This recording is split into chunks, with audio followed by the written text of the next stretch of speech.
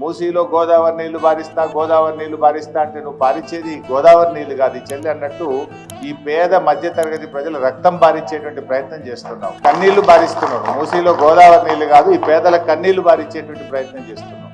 నీ హైడ్రా అంటే ఓ hydrogen bomb లాగా అయిపోయింది, ఎవరికి నిద్ర లేకుండా అయిపోయింది.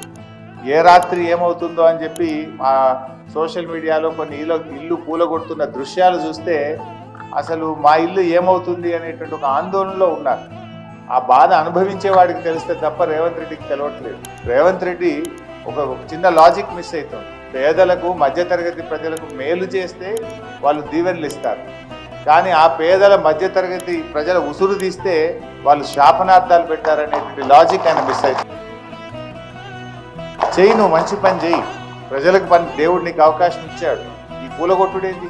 ఈయనకు ఈ రేవంత్ రెడ్డిని గత కొంతకాలంగా చూస్తే కూల్చడం తప్ప కట్టడం తెలవదా ఈ మూర్ఖుడికి అని చూస్తా ఉంది. అన్నీ కూల్చుడే, ఎక్కడ పోయినా కేసులు, కూల్చుడు, అక్రమాలు తప్ప ఒక పేదలకు పనికొచ్చే పని, ప్రజలకు పనికొచ్చే పని ఆయన ఎక్కడ కూడా చేయట్లేదు.